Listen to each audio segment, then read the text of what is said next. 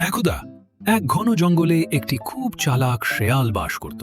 তার নাম ছিল ফটিক। ফটিক দেখতে ছোট হলেও বুদ্ধিতে ছিল সে অন্যদের থেকে অনেক এগিয়ে। হুম হুম হুম আজ কি খাওয়া যায়? পেটে তো ইঁদুর দৌড়াচ্ছে। একটা ভালো কিছু না পেলে তো তিনটাই মাটি। হাঁটতে হাঁটতে ফটিক দেখল একটি গাছের ডালে বসে আছে একটি কাক, আর তার ঠোঁটে রয়েছে এক টুকরো পনির। পনিরটা দেখতে যেমন সুস্বাদু, গন্ধটাও ছিল দারুণ।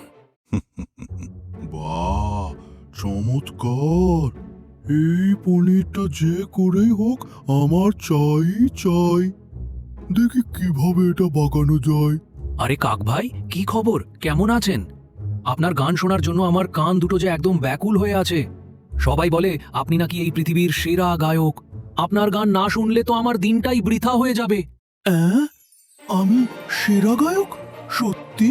তুমি বলছো আমি সেরা গায়ক? একদম। আপনার গলার স্বর এত মিষ্টি যে কোকিলও আপনার কাছে হার মানে। আপনার মতো সুরেলা কণ্ঠ আর কারো নেই।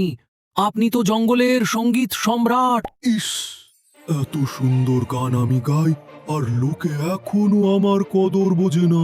ঠিক আছে, শোনো তাহলে আমার সেই বিখ্যাত গান। ফটিক তো এই সুযোগেরই অপেক্ষায় ছিল। সে বিদ্যুৎ গতিতে পনিরটা তুলে নিয়ে এক দৌড়ে চলে গেল।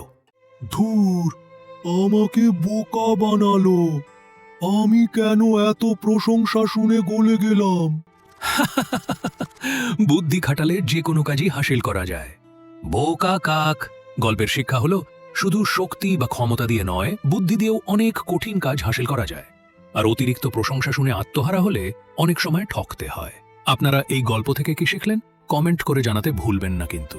ভিডিওটি ভালো লাগলে লাইক করুন, শেয়ার করুন এবং আমাদের চ্যানেলটি সাবস্ক্রাইব করুন।